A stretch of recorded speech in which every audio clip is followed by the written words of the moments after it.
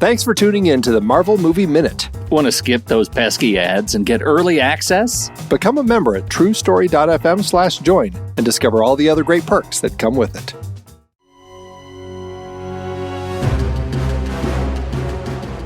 Welcome back to the Marvel Movie Minute, a weekly podcast in which we assemble to explore the films of the Marvel Cinematic Universe 5 minutes at a time. In this, our 8th season, we're looking at Thor: The Dark World. I'm Matthew Fox.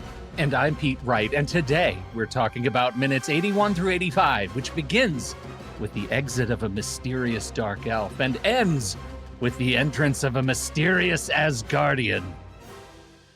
Okay, stuff's getting real. Stuff? No. Well, is it? That's actually a good question for these minutes. What is real in these minutes, my friend? I have to tell, I'm going to have to cop to something. I started these 5 minutes and then watched the rest of the movie, and it gets progressively more unreal. And I'll say it now, something which I'm sure I will say again over and over again. I did not remember that this movie turns into the classic Jan de Bont film Twister by the end. It is uncanny. So here we are.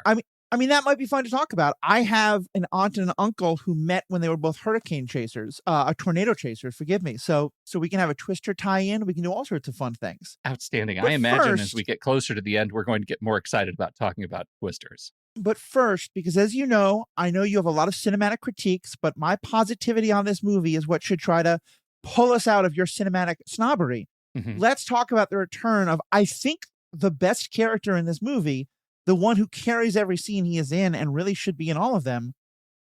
Dear Richard. Richard's back! Richard's back, you're right. Absolutely should be in more of this movie. Here we get him on the phone and at a copy machine, and I will take it. It is a warm blanket for me. Yeah.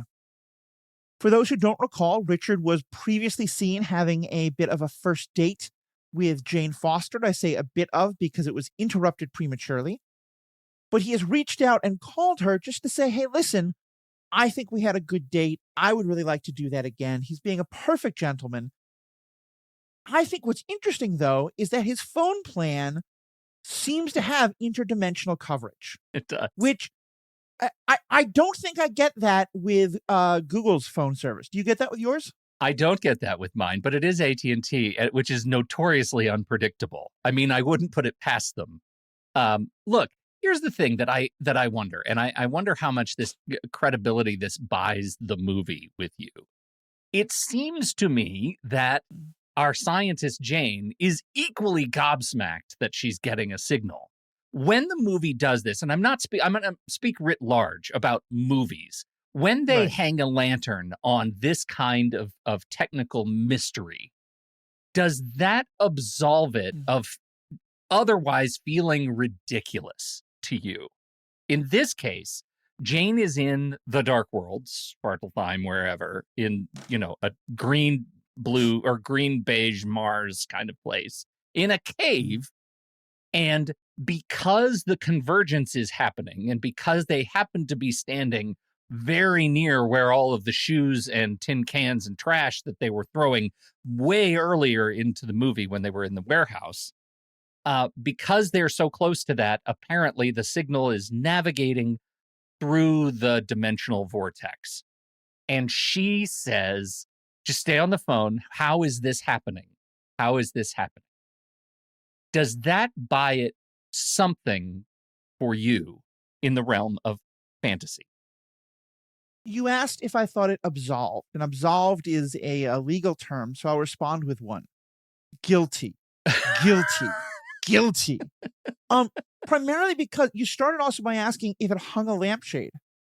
What you just said about, well, the phone signal goes through because, as we'll discover in a few moments, they're close to the portal area where all the shoes were coming through. That lampshade is never hung. Like, I think that is a perfectly rational conjecture for us to make. But it is 100% conjecture that we have to make. Right. Now, I agree with you. If they had just given us a line of pure exposition, then it would feel like exposition and not great.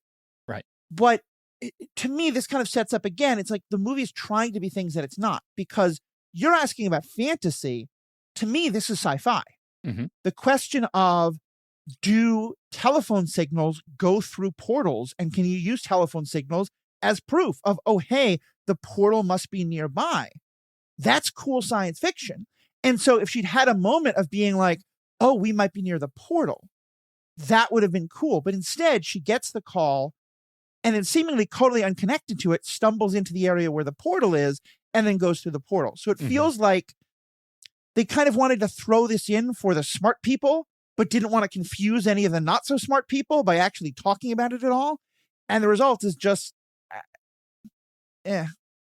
Apparently, there is more that happened in this sequence, right? That there was more in an extended scene where they were talking, Thor and Jane, much more about nothing that would absolve the film from its slight of technology, but just that they were, wouldn't it suck to be stranded here, right? Right. And I think that's an interesting thing to note, because this sequence, as they climb into this cave, is very short. It moves us straight into them being rescued, right? There is no sense of stakes here, because almost immediately, within 2 or 3 lines, they're in the portal and they're talking to Richard, and they're free and they're in the car. And why, we had Thor's joke line, why are there so many shoes here? Okay. Right. It's a predictable callback for this film. And then, so who's Richard? And we get that little, like, what is that supposed to mean? So now it's a relationship joke. It's another toss off, again, a predictable callback for Thor for this movie. But otherwise, this sequence, which could have been used to raise the stakes, is not. And I wonder, what am I looking for here? Would I have been more interested in increased threat, or did they make the right call to just microwave that scene and get it done as fast as possible to get us back to Earth, London, terror?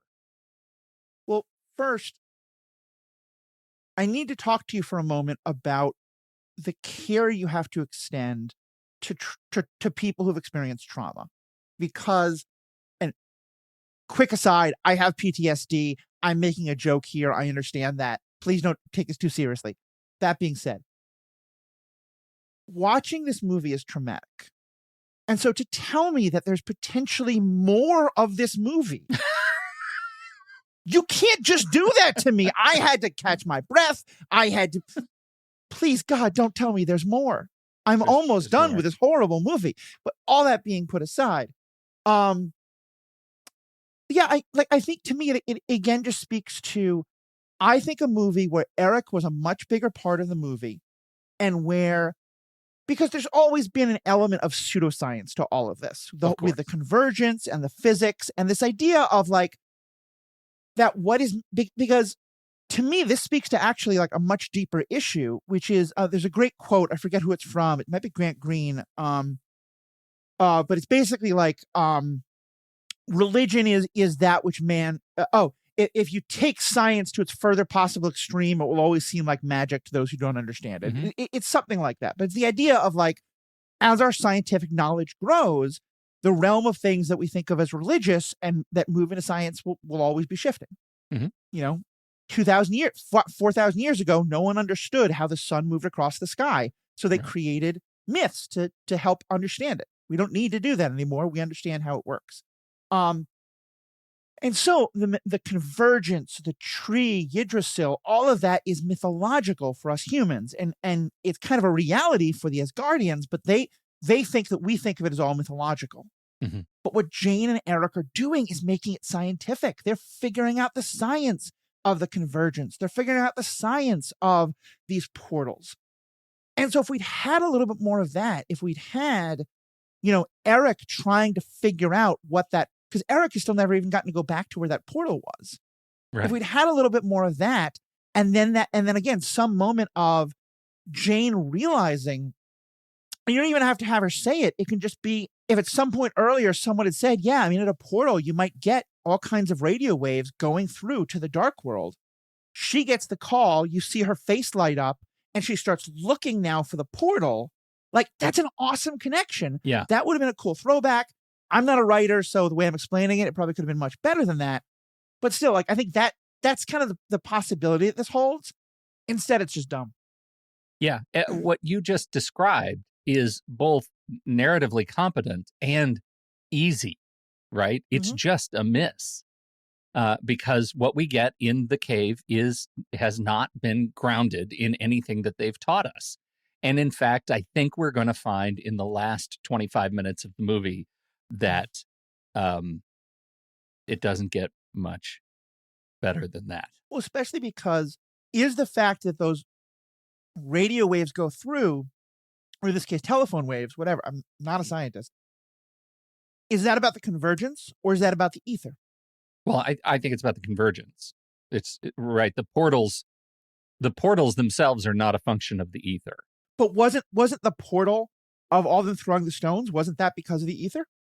Or was that just coincidence that that's what ether was? Coincident. I thought that was because of the planetary alignment, dimensional alignment.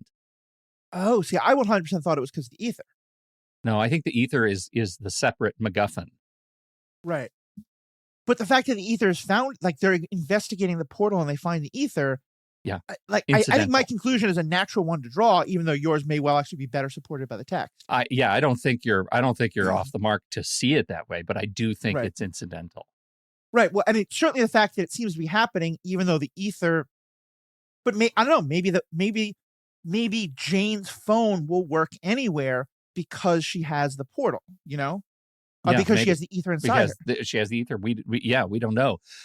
Although, this gets us into, let's table this because it gets us into actions in minutes to come that we're going to have to figure out. Let me just ask one thing about the past then. Did we ever see a moment where someone tried to call her while she was off Earth and the phone call didn't go through? I have never seen, I do not recall anything like that. Yeah. Because again, that would have been a nice way of establishing that, like, what's happening. Right. All right. Well, poor Richard, he does still think he has a chance. I understand that she's not really in a place to gently let him down right now, but I do feel a little bad that she's like, oh, cool, you're a lifeline. Yeah. I'm not actually going to listen to anything you're actually saying. So, let's just pour one out for Richard. Not going to tell you anything about what's going on. He's still funny, and I like him. Yep. Okay. We get some pretty interesting Thor Loki moments here. All right. We do. This is the end of our Thor Loki experience from the last 5 minutes. Loki is dying, and we get a bit of finality between the brothers in this scene. And that's about the extent of the finality that we get. Mostly because that finality is quashed in this same set of 5 minutes, which I think is fascinating tool. So we say, Loki says, I'm a fool. Thor, you got to stay with me. I'm sorry. All right. I'll tell Father what you did here today, Thor says. Loki says, I didn't do it for him. And then he dies. Who did he do it for? Is this a moment of brotherly love? Did he do it for Heimdall? Did he do it for Jane? Maybe he did it for Jane all along. Yeah, he secretly loves her. That's why he's so secretly jealous. Loves her. It's equally plausible in this movie. Did you, on first watch, if you can remember, or just in general, believe that Loki died in this scene? No, I never believed that Loki died in this scene. So I will admit I fully did. And I there's a moment that's going to come up at the end of these 5 minutes that arguably is showing us that Loki has not died. I don't think it is clear, but I certainly didn't take it. And again, it's probably because I was not paying anywhere near as close attention to the movie as I am now doing through this experiment. But I certainly didn't catch that. Do you think that in this moment we are supposed to think he's dying and then be surprised by it? Or do you think we are supposed to think that he's faking? I think the movie wins if you call this winning either way, right? Because the movie wins if you believe that Loki is really dying. You get the dramatic death and Thor's wail. That's a big moment. If you are further aligned with Loki's backstory and you know that Loki is the trickster god and you have some comic backstory, you probably know that Loki's not really dead and he's just pulling another long con. and we're going to see him again. And maybe that's okay too. So I honestly think the movie can have it both ways, does have it both ways, and it's probably okay. So there's no sincerity from Loki's part in this moment. This is because I before I rewatched it with this much detail, I think what I had thought was that he thinks he is dying, Thor thinks he's dead, and that like somehow when he comes back, he like it actually is just, in a coma, like, Hollywood style, like he's not actually fully dead, and he revives himself, and then he goes into his whole plot of replacing his father. I think what we're going to see with the mysterious Asgardian soldier in a few minutes is probably Loki, and so clearly my original theory of the case is thrown out. This leads, though, to a question. From Thor's perspective, we've just seen half an hour ago in the movie that Asgardian funerals are a big, big deal. What does Thor think happens to Loki's body?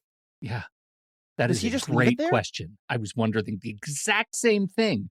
Loki, another heir to the throne of Asgard, albeit a contentious one, is just left in the high arid desert of the dark world. Like he just leaves him in the dust. That seems ridiculous to me. I think that's part of why I never thought that he's already planning to fake his death now, because I thought, of course, Thor must bring the body back, like, right? Yeah, right. And then, but realized, no, that actually, when him and Jane go through that portal, the body's nowhere to be seen. Yes, that's crazy to me. So here's an interesting thing, just a thought experiment. Reportedly, the sequence that we're going to get that starts at the end of this minute. I'm going to intentionally jump forward a little bit because these things are kind of an Oreo cookie. When we get to the end of this, we pan across the landscape. We're now on Asgard, and we see the green. It's Loki's sort of branded green lights as they surround a mysterious Einherjar guard. No, it's not on Asgard, though, importantly. It's on the Dark World. But he goes in to talk to... Right, because he goes through the same portal that they He goes through the same... Right. Okay. Right. Yeah, we're on the Dark World there. We see him sort of materialize or change somehow, but we don't see any indication that it's Loki at that point. We just are given that hint, right, because of the green. He goes in through the portal, goes to talk to Odin. What if that reveal, that Einherjar guard green glow, was actually a mid-credits scene at the end of the movie? Yeah, I think it's a lot better. I think that works a lot better. That was the original intention of that scene. Really? Okay. Yeah. Because the way it's included now, like, I now have all these questions about, does Odin know that these people went to the Dark World? Did Odin send one of his guards to spy on them? If that's the case, what did Loki do with the actual guard? Because if he killed him, that's pretty significant in terms of how we feel about Loki's morality at this point. Mm-hmm. Odin is so calm as he hears this news. And granted, we're going to see more of that discussion in the next 5 minutes. But yeah, all of this felt so out of place that I think doing it as a mid-credits allows it to be a little bit more of a who knows what just happened. What we get instead, and we'll talk at much greater length about this in the credits scene, is we get the sequence where Odin and Thor are talking, and there's a loving exchange, and it's all great at the end of the movie. And we get the official reveal that it's actually Loki as Odin. He's taken over Odin. And that my understanding is that was something that was added as a way to set up Ragnarok and set up Loki's role in Ragnarok. And they felt like they had to shift everything up. So the reveal that the soldier is Loki couldn't be a mid-credit scene because we had to already know that Ragnarok had set up Loki as having taken Odin's place.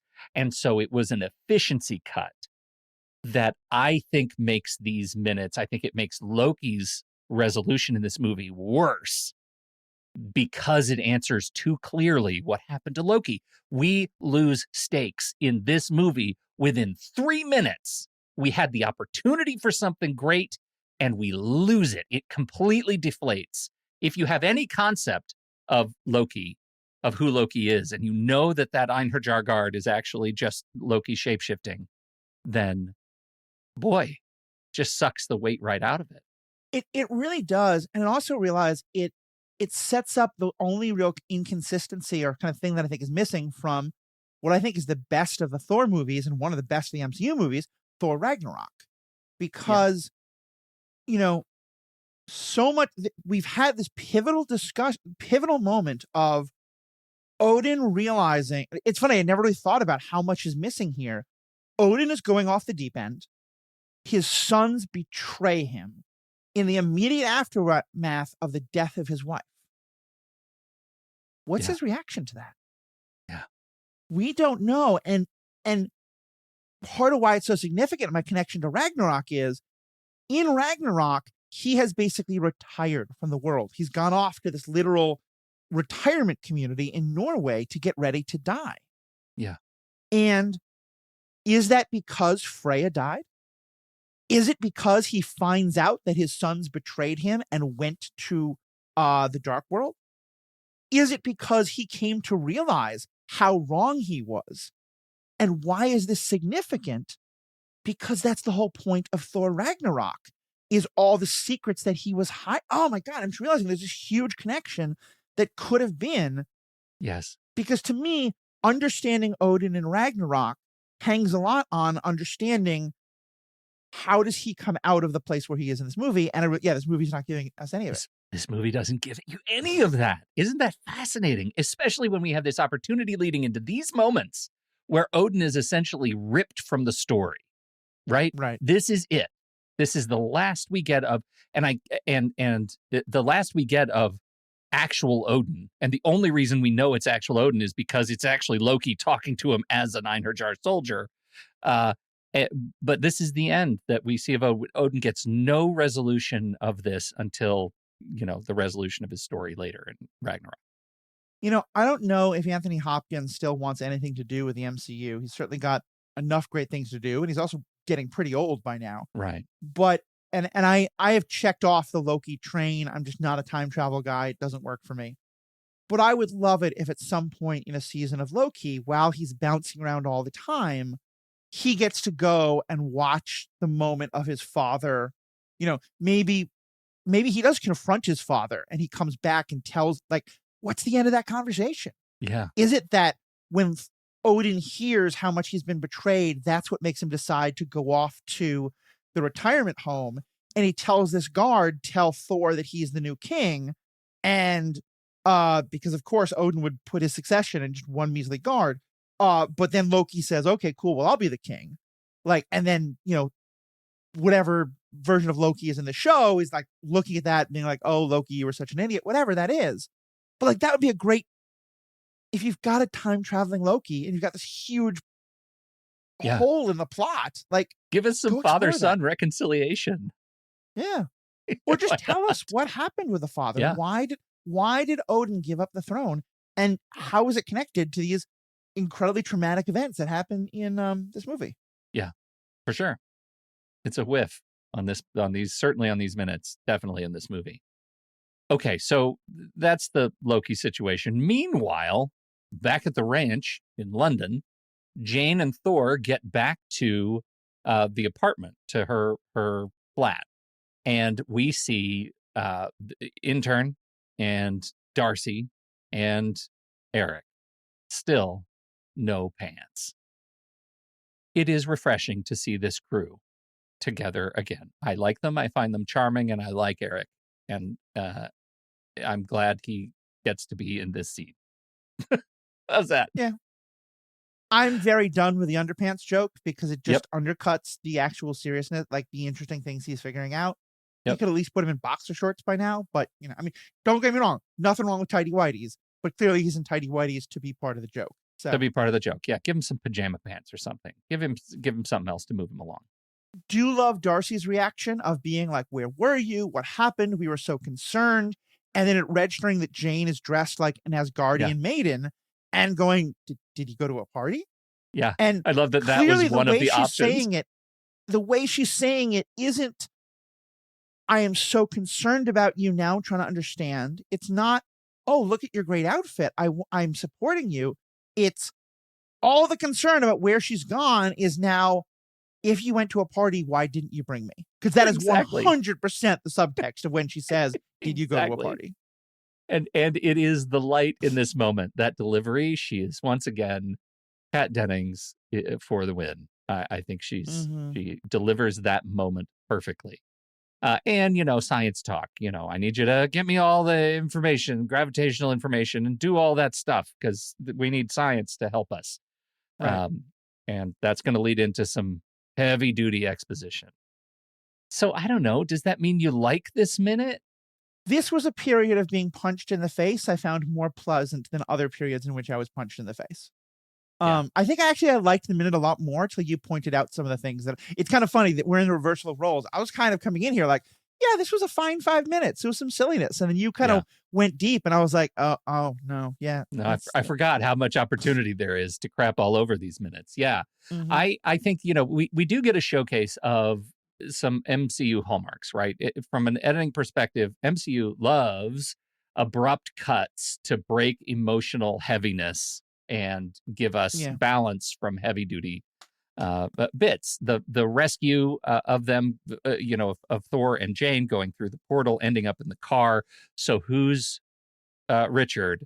Really hard cut. Like there are a number of those opportunities to hard cut on jokes, not to let them breathe because, well, I think it became a trope. Sometimes it works.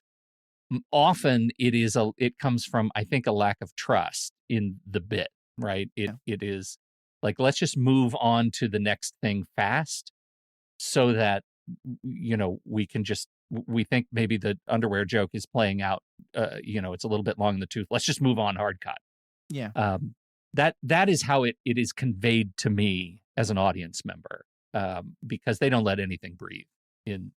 I think what I'm finding more than anything, we'll talk about this as we wrap up, is that this is a fine, like if you're doing a rewatch of all the MCU movies or all the Avenger movies or just all the Thor movies, whatever it is, this is a perfectly fine movie to have on while you're in the kitchen getting the snacks ready for the next movie or going to the bathroom or checking your phone. Because I think that last time I watched this movie, I was not paying that much attention and I probably had my phone out and I was doing some other things. And because I am honestly gobsmacked at how much I had forgotten that we know already that Loki didn't really die. Because if you had told me even last week what happens in the rest of this movie, I would have said Loki dies for all intents and purposes. And we only find out that he's actually not dead at the end of the movie. But realizing that, no, that's not the case. Like there's a whole, there's so much more badness that I didn't even notice, Pete, until you made me look at it in all of its entirety. And I can't look away. It's this train wreck of an awful, awful movie. Well, I'll take that. I'll take that on. I think it's ironic that I am making this movie worse for you, but I'll carry that mantle. I mean, don't get me wrong. It's not that you're making it. It's not. Okay, here's the thing. You are not making the movie worse, but you are the MCU version of, oh my God, this smells so bad. Here, smell it. That's what you're doing. Oh my God. That is a gruesome parallel. I'm glad I was here to witness it. Gross. There you go. All right. We're in the heat of it at this point. We're moving into, I think we get some heavy duty exposition coming up, and then it's just digital action, pixels and pixels upon pixels, as we get toward the end of this movie. Do you remember any single event from the back 25 minutes of this movie that you're excited to see? The credits. I'm really excited for the credits. I'm going to say something. The credits are actually quite beautiful in this movie. I'm trying to think about, like, I know I've seen it a couple of times. Like I did watch the whole movie before we started this venture, and that time I was paying much more attention. Although I seem to have blocked out the knowledge of what happened with Loki. I'm curious for Darcy to get back with everyone. I'm sure Darcy is going to say more flirty things to Thor, and that's always fun. Yep. I want Richard to have some kind of resolution. you know? Sorry. Yeah. as your resident ghost of Christmas future. It's one more way that I think the intern is so silly, because I think if you had allowed Richard to go along with the human gang this whole time, and a flirtation to be starting between Darcy and Richard. Oh, actually, walk with me through this. So Darcy and Richard are flirting, but they feel guilty because Richard had a date with Jane, and Darcy's like thinks it's kind of silly, but Richard like thought there was a real connection, and he's so into Darcy. And then at the end, we find out, Richard, Jane has barely noticed you. She's so into Thor. And both Darcy and Richard like get to rush to each other and have a big kiss, but also we're like, wait, are we just other people's leftovers? Like what's happening here? Because, Jane going, so I think there's a whole other avenue that could have been explored there. You're going to be so disappointed. Again. I have to say the consistency of this movie, of like every time I think it's going to do something good, it finds a way to disappoint us. And that consistency that's admirable. It is something interesting though, where I wonder just how much of the totality is greater than the sum of its parts versus less than the sum of its parts, because there are a lot of parts in here that I think are worth exploring. And there is opportunity for a good story to come out of this. And it feels like around too many corners, they've chosen the other direction, right? They took a right when they should have taken a left, and it just ended up being emptier than I expected. And I feel like I'm giving a postmortem on the movie, and we haven't even finished watching it. But that's where I'm landing as somebody who came in with a much more optimistic view on the film. It's not looking great for my Letterboxd review. Let's just say that. As always, it's a treat. I could go on since I just watched the end of the movie again. I'm ready to talk about the next 5 minutes. I'm hot to go, but I will hold my breath for the next week until we are able to gather again. HOTTOGO. God, this movie really blows. Thank you for hanging out with us on this run through Thor: The Dark World. Make sure to check out everything that Matthew is up to over at The Ethical Panda. And you can find all of those things at theethicalpanda.com, truestory.fm. We have a new show, Matthew and I and our colleague, Mandy Kaplan. It's Once and Future Parent, which is, as of time of recording, launching today. We're very excited about it, and we hope that if you are in the parenting mode, or just want to think about what it's like to be a parent, or just want to listen to other people because you're not a parent, think about parenting. We try to be funny and interesting and fun and thoughtful. So the fact that two of us are using dad jokes is quite apparent. It was right there. Didn't that was so meta. It was a bad joke about a bad joke. Anyway, as we face the last minutes of this movie, I will say to you what another great man, that makes me sound like a great man, I'll say what a great man said to his audience as they were facing troubled times together. And I say it to you as we face these final minutes. Courage.